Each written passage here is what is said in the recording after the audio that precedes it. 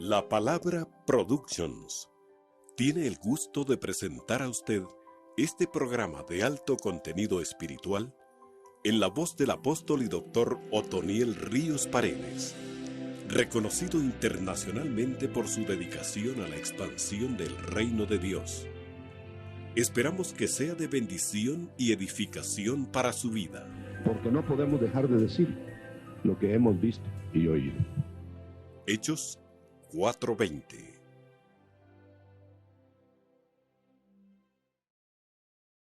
Dijimos ya en muchas ocasiones pasadas que van a haber tantas sobrenaturalidades que se van muchos a espantar, a ir, y a algunos otros van a venir, quizá más los que van a venir, porque lo espectacular, lo sobrenatural siempre atrae, ¿no?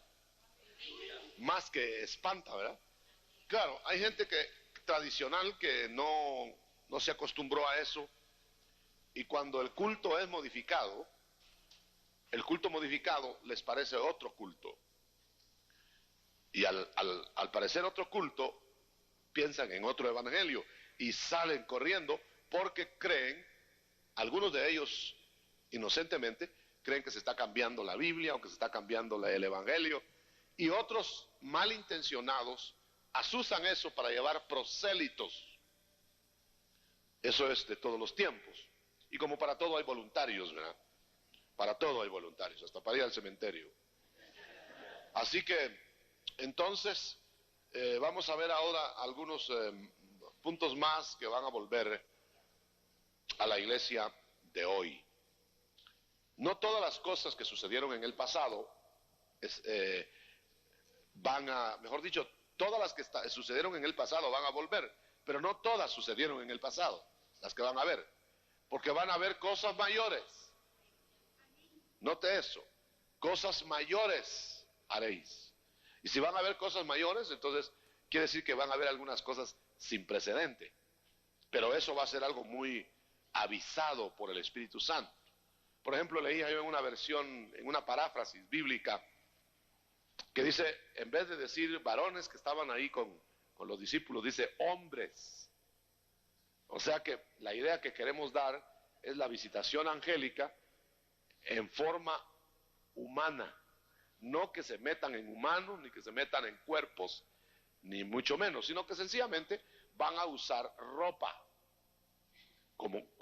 no sé si de la tierra o como de la tierra. Eso averígüelo usted, porque lo único es que los van a ver como hombres, varones. No sabemos si mandaron a hacer su traje en la tierra o lo trajeron de arriba, cualquiera de las dos cosas puede ser. Muy bien, pero eso ya vimos algo. Van a ver, capítulo 9, van a ver hechos, van a ver conversiones espectaculares. Yo creo que siempre las ha habido, puesto que el relato de los hechos nos habla de un Saulo de Tarso, capturado por el mismo Mesías desde el cielo. Pero estamos hablando de eso en profusión. Vamos a tener noticias a cada poco de alguien que fue derribado en el camino tal, alguien que fue interceptado en el camino cual, para que el Señor le hablara, para que la conversión fuera efectiva, o por sueños, o por visiones, pero el caso es que la espectacularidad de las conversiones nos va a recordar mucho a la conversión de Saulo. Quiere decir que toda esa sobrenaturalidad junta que hemos visto, los que han estado viniendo, van a apuntalar a la facilidad del evangelismo. Va a ser muy sencillo llegar, por ejemplo, a la casa de una persona que nos mandó a llamar. Y nosotros, extrañados, vamos a llegar a esa casa, tal vez muy lujosa, muy bonita, y vamos a llegar y vamos a encontrar con que la persona que está ahí está temblando, está ansiosa de oírnos, y ni siquiera nos conoce.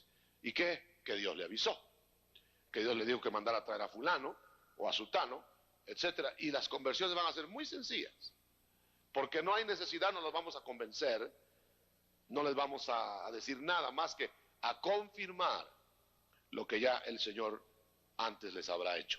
Eso fue exactamente lo que sucedió en el caso de Cornelio, en el caso inclusive de Saulo, cuando llegó Ananías a la casa de no sé quién sería, donde estaba Saulo, no tuvo que hacer esfuerzo, apenas puso las manos sobre Saulo y le dijo: hermano Saulo, todo esto que te sucedió, yo ya había avisado del Señor, recibe la vista y se lleno del Espíritu. Qué fácil, hermano. Ya no son aquellas discusiones carnales de un lado y del otro, como que se trata de meterle con lesna y con broca el evangelio a la gente. Eso no es así. El evangelio no se inyecta. ¿Sabe por qué, hermano? Porque no es convicción, es nuevo nacimiento. El que va a convencer es el Espíritu Santo, que ya va a estar comandando el asunto desde adentro de la persona. Muy bien, eso podemos decir a manera de comentario de la conversión de Saulo. Muy bien, pero vamos a ver algo más, porque se acuerda que habíamos avanzado después del capítulo 10. Entonces vamos a dar una mirada a la iglesia de Antioquía, en el capítulo 11.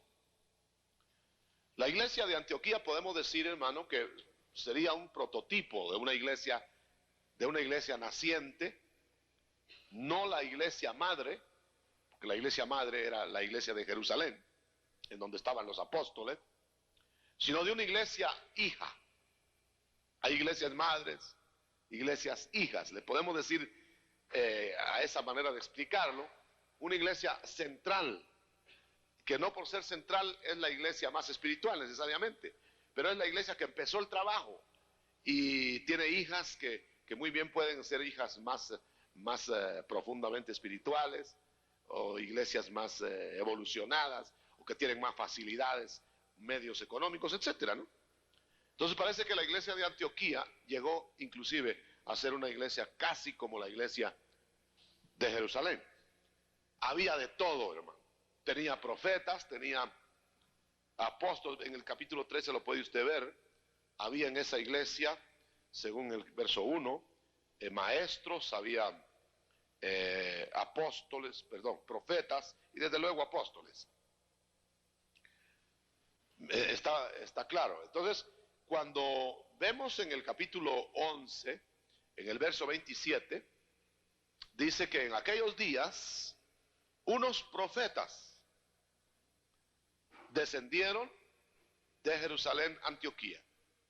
Note usted, la iglesia madre, la iglesia central, por tener quizá más tiempo, más abundancia de ministerios, más madurez, envía profetas o descienden profetas a la iglesia de Antioquía. Quiere decir que se podían recibir, y va a volver ese tiempo, de que las iglesias van a ser visitadas por profetas de parte de otras congregaciones afines. Es muy difícil, muy difícil la visitación de profetas de iglesias no afines, porque inmediatamente el pueblo va a rechazar esos ministerios, sea la iglesia no afín que manda al profeta, o que está tratando de meter cuña en la iglesia, o la iglesia local. Me estoy explicando, ¿verdad? Lo que va a suceder es que van a haber afinidades regionales, como esta, Jerusalén, Antioquía, y van a llegar profetas que van a visitar de la iglesia madre. Es lo que estamos leyendo aquí. Y dice que esa llegada de profetas daba a entender que habría algún acontecimiento en la iglesia, en el área de la iglesia. Entonces, ese acontecimiento del área de la iglesia podía ser auxiliado, y nótelo bien, anticipadamente al suceso. Vamos a dar, por ejemplo, va a haber un terremoto, para ser un poquito gráficos, y eso parece que ya sucedió aquí. Entonces va a haber un terremoto, viene el Espíritu Santo y levanta un profeta, manda un profeta y dice: hermanos, va a haber un terremoto, prepárense, lleguen alimentos, etcétera, y los van a acumular y el terremoto va a llegar. Eso no es antibíblico. Ahora, que ande gente viendo terremotos por todos lados, esa es otra cosa, ¿verdad? Es otra cosa que la gente ande mirando todo, que todo va a pasar, o que haya equivocaciones interpretativas. Eso puede ser. Puede ser que la profecía o la visitación profética sea mal interpretada, o el profeta interprete mal, o haya un profeta falso. De todo. Lo estamos anticipando, hermano, porque tenemos que ser muy, muy sabios para no desechar a los profetas ni aceptar a todos como profetas. Porque el tiempo viene en que mandaré, dice el Señor, mis profetas. Pero también está llegando al mismo tiempo el tiempo que dice, vendrán muchos en mi nombre y os engañarán. Entonces tenemos que curarnos de lo uno y de lo otro, y tenemos que estar alertas. Yo les he estado diciendo últimamente, porque ha sido algo que he recibido de parte del Señor, que tomemos en cuenta, no se asuste nadie de esto. El paraíso que Dios nos da, lo da con voces ajenas también. ¿Está la voz de Dios? Amén. ¿En el paraíso? Sí. ¿Está la voz de Satanás? Sí, Señor, está. Pero el problema no radica en eso, porque si hubiera sido problema irresoluble, el Señor no lo permite. El asunto es tener la sabiduría espiritual, el discernimiento espiritual, para poder distinguir quién habla y entonces conservar el paraíso. Que fue lo que Adán y Eva no lograron, ¿verdad? Eso es muy interesante, hermano, es un punto de vista muy interesante, porque hay gente que cree que el cristiano es invulnerable a esas voces o ataques satánicos, etc. Y cree que su paraíso es un paraíso ya cuidado por ángeles de Dios con espadas de fuego, y ahí no entra nada. Entonces no habría probatorio, hermano. Entonces nadie podría ser probado. Con esa tesis, ni Adán ni Eva hubieran sido probados. Les cabeza el serafín ahí, o el querubín, descabeza a Satanás y ya no hay diálogo con Eva. Pero hubo diálogo. Y hubo caída por no discernir o por necios. Muy bien. Entonces quiere decir que los profetas son otro de los puntos sobrenaturales que han de volver a la iglesia. ¿Dónde están los profetas? Debajo de las sillas, debajo de las bancas, ¿dónde están? Pues van a ir apareciendo, hermano. Y de una vez le advierto, van a aparecer con corbata y pantalón. No esperen profetas barbudos y de toga, porque se va a quedar sentado hasta el día del juicio en amena tarde esperándolos. Van cada profeta, cada enviado de Dios, va de acuerdo a la vestimenta de su época. Aún el Hijo de Dios vino de acuerdo a su tiempo. Amén. Aleluya, gloria a Dios. Va a ser muy hermoso darnos cuenta de que un hermano muy elegante, de su buena corbata y buen traje, es un profeta de Dios. Amén. O puede ser una persona sin buen traje, ¿no? Pero quiero decirle, una persona así a nuestro tiempo, con la apariencia exactamente como nosotros, porque es humano, ¿no? Aleluya, gloria a Dios. Yo estoy seguro que si Elías hubiera aparecido en los días nuestros, Elías hubiera andado tosco, sí, cómo no, Juan también, tosco, pero con vestido de la época, un poquito extravagante, ¿no? Tal vez, con ropa un poquito de solapas muy anchas, de corbatas, si era corbata ancha, una corbatota así, solo por ponérsela, unos zapatos tal vez no muy ilustrados, con el perdón de Juan, y algo así. Pero en uno o en otro sentido, Dios probando. Porque para que aquellos que miran el vaso, para los que miran el vaso y les interesa mucho el vaso, un traje elegante les va a hacer tragar un profeta falso. Y para los que miran el vaso, un descalzo les va a hacer desechar un profeta de Dios. Así que hay que estar muy listos, no mirar con estos ojos, sino ver con los ojos del Espíritu. Muy bien, ahora va a haber también, hermano, y aquí agárrese de la silla y póngase en guardia, capítulo 12, van a volver los encarcelamientos y las muertes. Procedieron a prender a Pedro, echó mano de algunos de la iglesia para maltratarles, verso 1, mató a Jacobo, uno de los 3 que vio la transfiguración. Y lo que quería Satanás era destruir el trío de los testigos de la transfiguración. Mató a Jacobo, Dios lo permitió, algunos van a morir o vamos a morir, no sé, cómo tocará cada uno. Jacobo murió. Entonces Herodes, pensando que en boca de 2 o 3 testigos está todo negocio, y quedaban 2 testigos, Juan y Pedro, de la transfiguración. Entonces quiso matar a Pedro y lo encarceló. Ya con un testigo se dijo, no, un testigo no, dijo el Señor, a Pedro no lo mata. Y mandó un ángel y lo liberó de la cárcel. Note pues, había un plan, no era solo por liberarlo, porque en ese caso quizás es mejor irse, hermano. ¿Qué le digo yo? Quizá para Pedro era mejor irse, ¿no? Con el Señor de una vez. Pero el Señor dijo, no, aquí hay un plan diabólico, y por cierto Herodes no sabía por qué quería matar a Pedro, pero el diablo sabía que quedaría solo un testigo de la transfiguración. Bueno, entonces lo quiere matar y lo mete en la cárcel. Ahora note, hermano, que van a venir experiencias, y yo creo que esta es una de ellas, en que no solamente van a haber visiones de ángeles, porque hay visiones de ángeles, no misiones, visiones de ángeles. Pero esta no es una visión de ángel, la del capítulo 12, sino es una aparición. Es un ángel que viene a la tierra, extraterreno, con cuerpo que ocupa espacio en la tierra.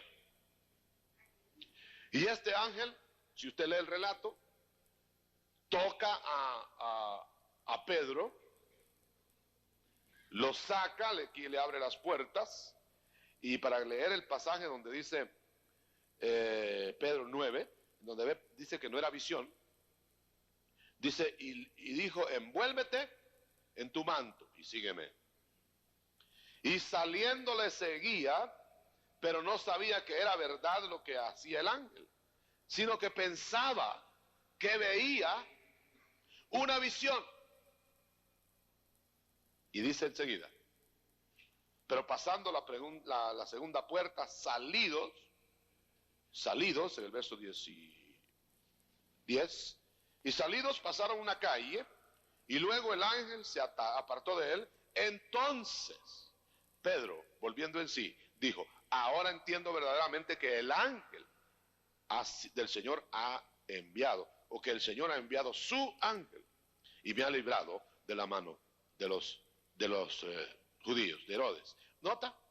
No era una visión, era un ángel que palpaba, no le digo de carne y hueso, no me pregunte de qué era, porque no estuve yo ahí, nada más estoy haciendo un comentario, pero evidentemente para una persona que discierne la palabra, se nota ahí, que aparte son visiones de ángeles, y aparte son visitaciones de ángeles corporalmente, que tocan, que abren puertas, que son reales, y que tienen que irse y venir, caminar, desplazarse, etcétera.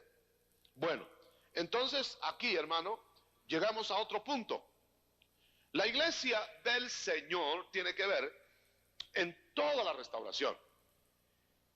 Cuando Pedro llega a la casa donde estaban orando, la casa de María, donde estaban orando por su encarcelamiento, notemos que todos esperaban que el milagro se hiciera, pero no tan rápido. Y cuando vieron a Pedro ahí, tocando la puerta, y por cierto no ha de haber salido una hermana muy espiritual que digamos, ¿verdad? Salió una hermanita de esas que oran un ratito, abren un ojo y cierran el otro. Y no muy enterada de las cosas. Pero esta hermanita que se llamaba, ¿cómo se llama? Rode, ojalá que nadie sea Rode. Rode pensaba que era muy rápido para hacer un milagro, ¿no? Y cuando vio a Pedro parado en la puerta, cerró el portillo. Y le dijeron, ¿quién es? Ah, es el ángel de Pedro, porque no puede ser allá de la calle. Se fija, hermano. Ahora, lo que queremos analizar, ¿qué era eso del ángel? Es el ángel de Pedro. Yo creo, hermano, es mi convicción personal, no que sencillamente nada más andaba un ángel con Pedro y con cada uno de ellos, parecido a Pedro, porque eso, desde luego, hermano, es posible, ¿no? No posible, es bíblico, que anda un ángel con cada uno, ¿no? Desde el nacimiento. Pero parece que esos ángeles no eran vistos, no se miraban. Lo que pasaba, hermano, que la iglesia primitiva tenía el gran privilegio. Por ejemplo, cuando moría un cristiano, o cuando un cristiano salía de su cuerpo, o un cristiano entraba en éxtasis, cualquier cosa, que el alma de la persona se desprendía, como que era la misma forma de la persona que salía, y era muy parecida a la persona, a la misma persona.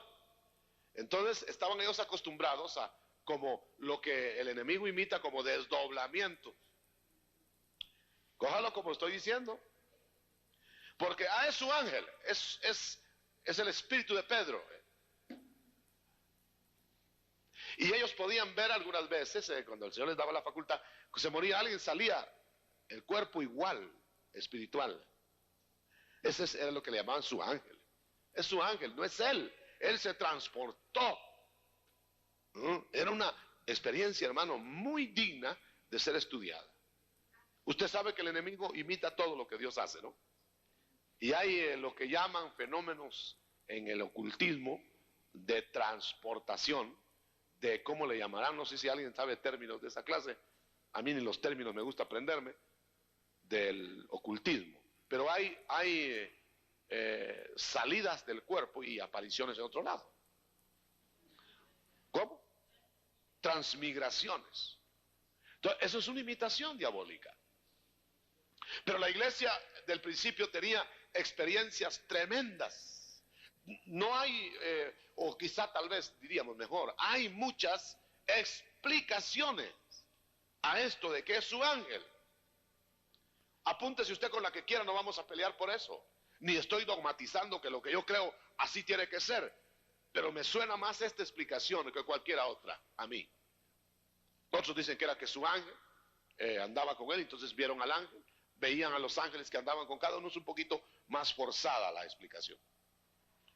Pero sea que era del espíritu de la persona, o que era un ángel que andaba con ellos, de todas maneras, habían experiencias que nosotros no tenemos ahora, como es ver ángeles personales, es decir, pertenecientes o de acción en una persona en la iglesia. El ángel de Pedro. Qué interesante, hermano.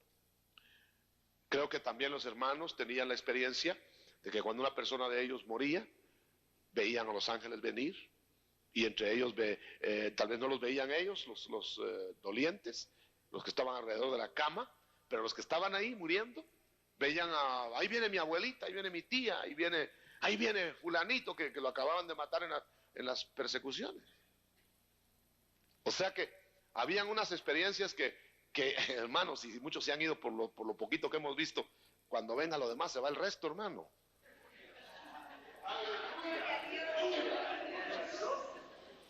Es que hay que enfrentar la realidad. Vamos a ver cosas extraordinarias, hermano. ¿Cuántos irán a ir cuando un muerto se levante? Por lo menos se van los que le debían, dijo no sé qué.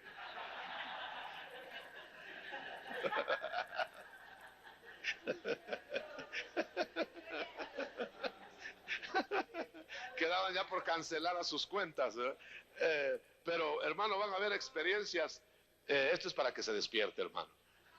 Van a haber experiencias tan duras, perdón, no duras, bueno, duras también, tan espectaculares, que el Señor las dejó escritas para que nosotros veamos la herencia de la iglesia.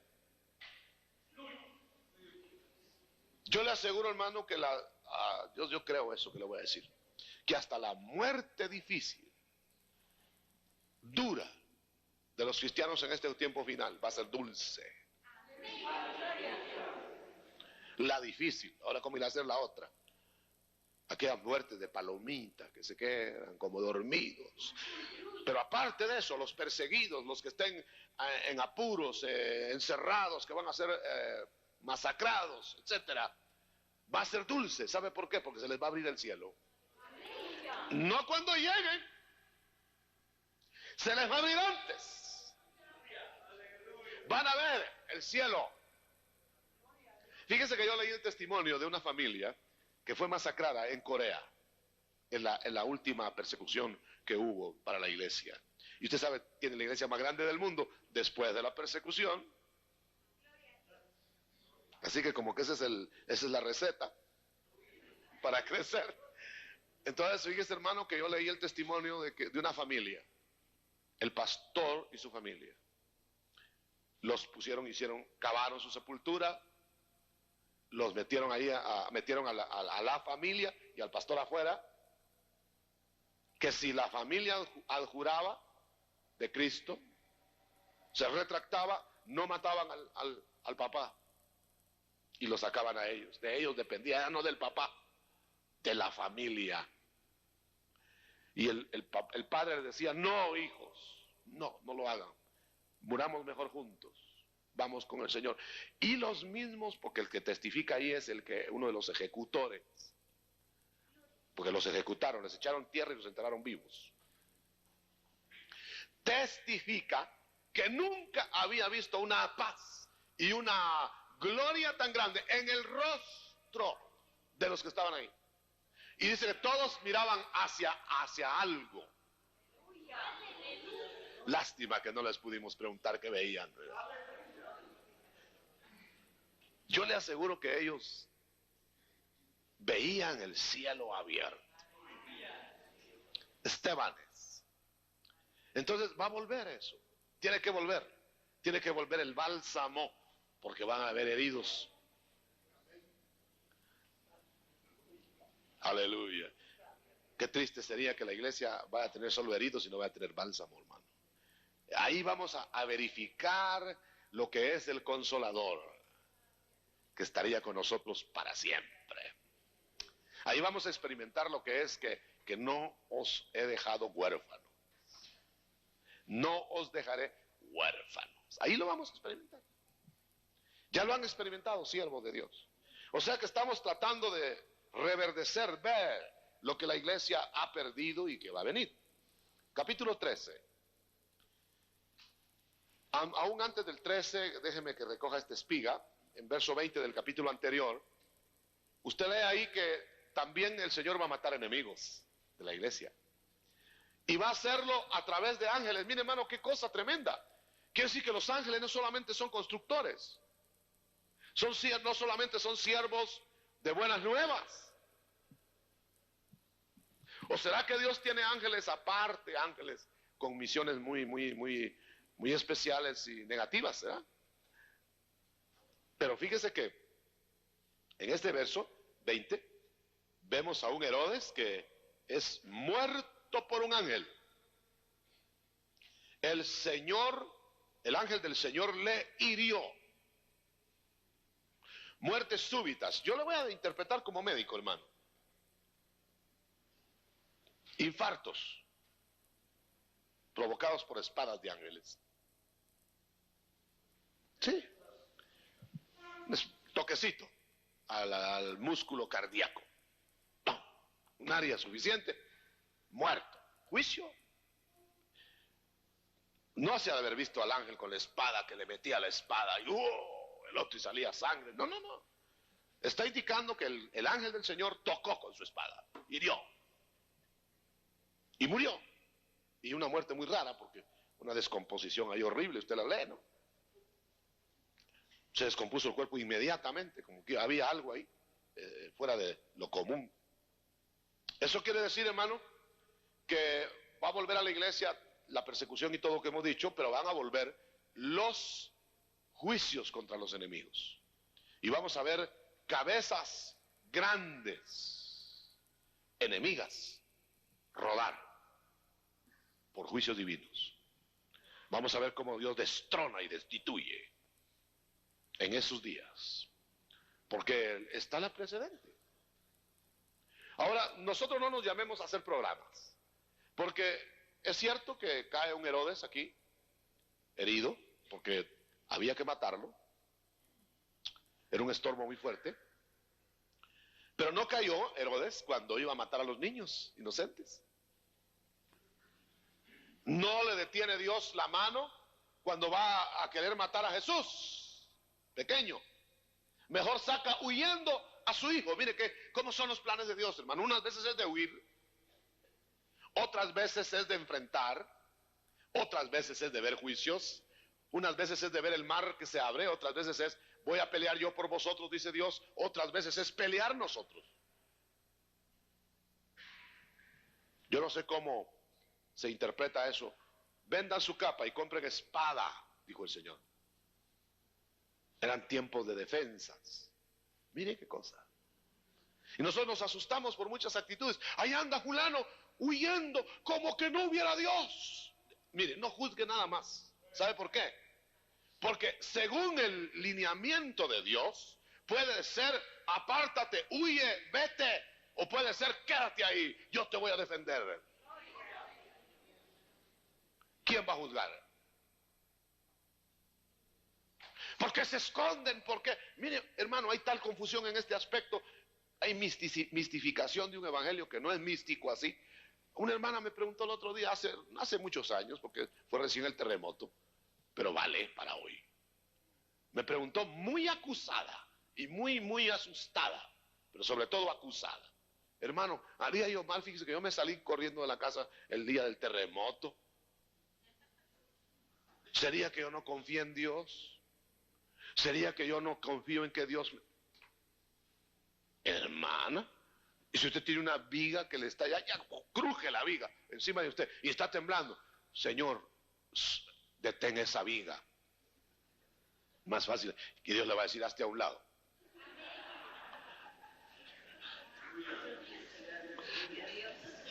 Pero hay gente tan mística, hermano, que prefiere que la viga regrese a la voz de su mando.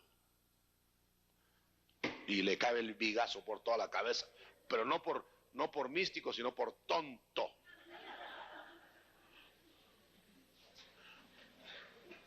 ¿Quién ante el peligro no huye, hermano? ¿Quién que provoca el peligro no le alcanza? Ah, somos muy buenos místicos, porque eso sí, Dios me cuida y yo confío en Dios, le echamos 4 llaves a la casa. Ah, pero venimos a acusar a alguien que salió huyendo porque había temblor. Hay que equilibrarnos, hay que equilibrarnos. Si usted le pone llave a la puerta de su casa, entonces, ¿será que ya no confía en Dios? ¿O si confía en Dios, deja abiertas las puertas? Ni lo uno ni lo otro. Puertas cerradas y confiamos en Dios, o puertas abiertas y estamos provocando el peligro. Imprudencia temeraria. Entonces, aquí vemos nosotros claramente cómo los planes de Dios dominan las circunstancias sobrenaturales. Un Herodes que muere, de ahí salió esto, un Herodes que muere, pero también un Herodes que no muere cuando iba a matar a Jesús. Y un Herodes que muere cuando está hablando grandezas, diciendo que es voz de Dios. Imagínense. No somos nosotros los que manejamos semejantes condiciones. Ahora sí entremos al capítulo 13. Mire todo lo que va a volver a la iglesia. ¿Verdad que va a valer la pena esa iglesia? ¿Verdad que usted va a querer pertenecer a esa iglesia?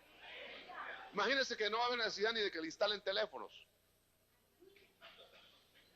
Porque va a tener usted un problema y ya un grupito de hermanos fue avisado que tiene problema y van a llegar.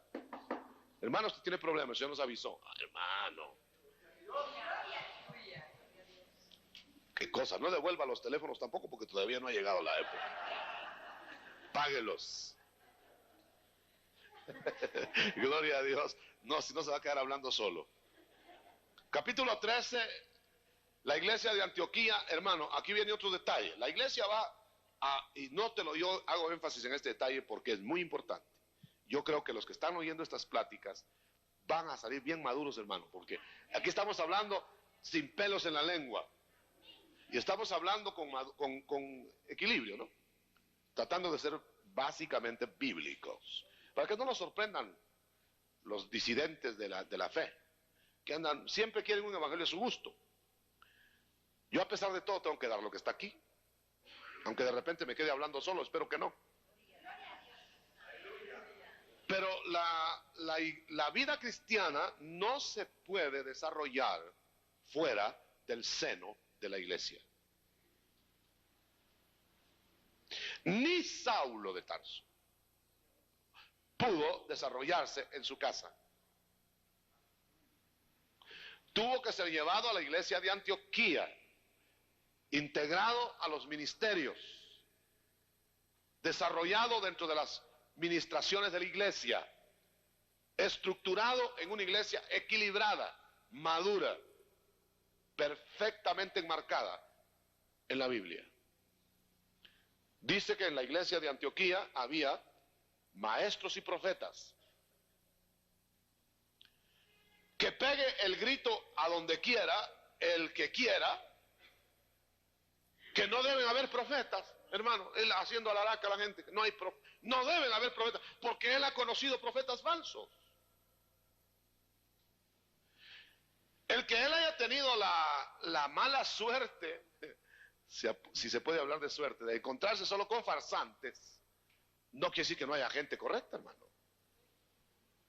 Pero si eso no fuera suficiente, la Biblia declara que la iglesia normal tiene profetas y maestros. Y usted sabe que profeta es profeta, no como lo están describiendo ahora, que profeta es un predicador. Porque había maestros que enseñaban la palabra, había apóstoles que fundamentaban la doctrina, había profetas. ¿Qué eran los profetas? Veamos en el libro de los Hechos. Ellos eran los que consolaban, los que anticipaban sucesos del futuro por Espíritu Santo. Ya más adelante dice, como también Silas, si alguien me busca esa cita, era profeta, como Silas también era profeta. Vamos a ver, por más adelante está en los Hechos. Yo traje una Biblia que no subrayé, pero alguien la encuentra, me lo da. Mientras lo encuentran, había, entonces lo leen en el verso 1 del 13, 15:32, mire qué interesante, 15:32, nótelo pues, en el 15:32 de Hechos, estamos haciendo un estudio, 15:32, y lo marca ahí y va a ver qué dice. Dice, y Judas y Silas, como ellos también eran profetas, consolaron y confirmaron a los hermanos con abundancia de palabras. Bueno, entonces, no son predicadores, ni tampoco son gente que es una sola en una iglesia. Ahí vemos dos, más Agabo 3, más todos los que no se mencionan, ¿no? O sea que había una función profética en la iglesia. Había ministración continua. Los que vinieron el domingo se dieron cuenta en el tema de los jueces, cómo la administración para mantener Canaán, la vida abundante, es una administración continua de los jueces al pueblo.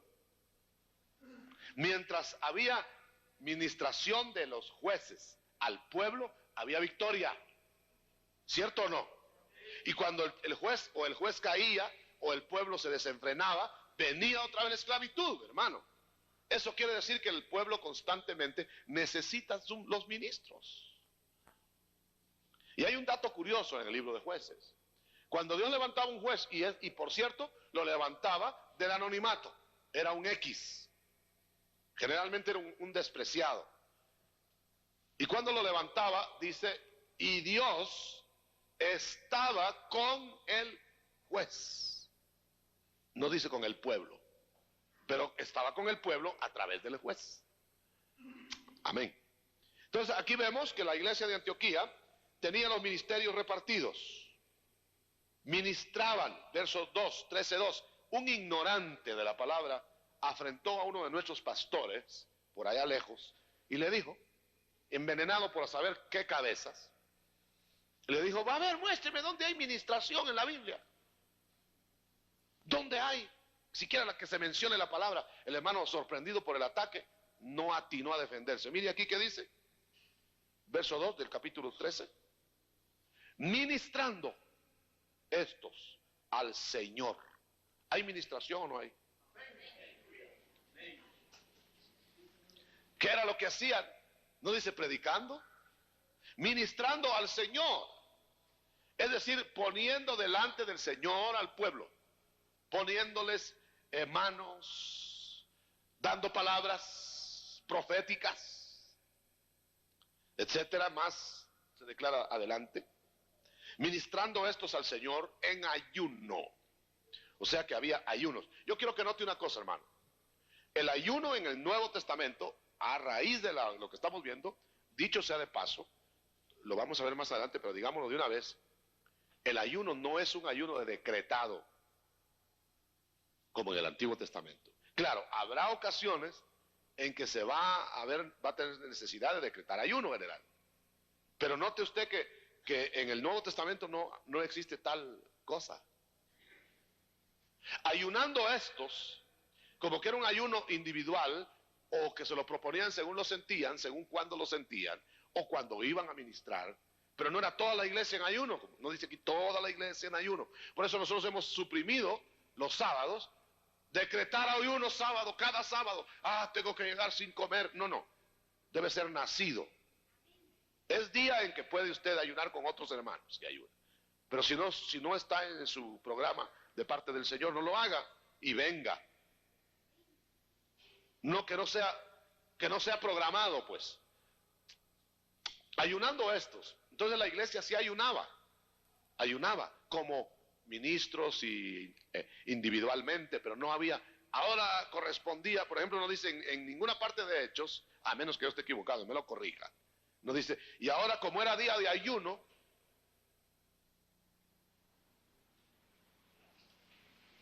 ¿nota usted? Pero dice, ayunando ellos, era una misión especial, tenían que hacer algo, ayunaban. Cuantas veces fuera necesario, cuantas veces el Señor se los programara, porque dice, ministrando estos al Señor y ayunando, dijo el Espíritu Santo. Ahí probablemente se trata, como había profetas, palabra profética. Dijo el Espíritu Santo, llamó a Bernabé y a Pablo, ¿verdad? Y entonces, habiendo ayunado y orado, les impusieron las manos. Nota usted, están ministrando. Ministrando, es decir, ministrando generalmente se asocia, como es otra práctica que ha desaparecido, la imposición de manos, pero ministrar se asocia generalmente a imposición de manos. Venga que le ministren, ¿qué será? Es que usted va a hablar con un ministro que puede por espíritu detectarle áreas que están mal colocadas, que puede ayudarle bendiciéndole de parte de Dios con imposición de manos, que puede poner sus manos sobre usted y el Señor sanarle el cuerpo, que puede haber liberación del alma. Esa es ministración. Ahora, que me diga alguien que eso no es bíblico, hermano. Yo creo que lo que no ha sido bíblico ha sido no haberlo hecho. Ahora bien, entonces vamos a ver que eso va a regresar en esta misma forma, con voces proféticas, llamando a ministerio a fulano, a sutano, que es lo que estamos viendo acá, y entonces vienen las sobrenaturalidades en que los ministros enviados en tal forma van a llegar y van a dejar ciegos a los Barjesuses, a los Elimas, ¿verdad? Verso 8 del capítulo 13. Y verso 10. Ese Pablo enviado por el Espíritu Santo dentro de una estructura de la iglesia. Ahora note bien, hermano. Enviado de la iglesia. No cualquiera se va a ir a meter a una casa a ministrar. Enviado de la iglesia. ¿Y quiere que le diga algo más fuerte? La herejía de los legalistas nació de gente que llegaba a ministrar que los apóstoles y que la iglesia no había enviado. Capítulo 15. Entonces había gente enviada y gente no enviada. La gente enviada era porque sabía el ministro que lo enviaba. ¿A quién enviaba? La gente no enviada era gente que no estaba en condiciones, y como los ministerios no estaban de acuerdo, no le enviaban, se enviaban ellos. Esto es fuera de la iglesia. Amado hermano, si vamos a estar en una iglesia estructurada, nos vamos a entender. Y yo creo que preferiría usted, es como en el comercio, prefiere usted una mercadería de una casa conocida, ¿no? Porque puede ir a reclamar, porque puede saber que no le van a engañar, que los achiveros que andan por la calle vendiendo casimires. ¿A quién le va a reclamar después que le dan un relojazo Rolex por $10.25? ¿A quién le va a reclamar después cuando no tiene ni maquinaria dentro? Como me contaron allá, ahora que salí, mi hermano. Un hermano compró un televisor a colores, hermano, regalado a $90. Pero a colores, grande, hermano.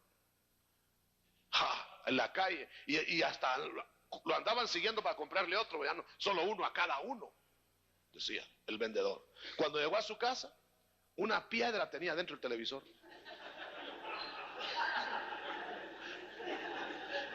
Todavía está viendo la piedra. A colores.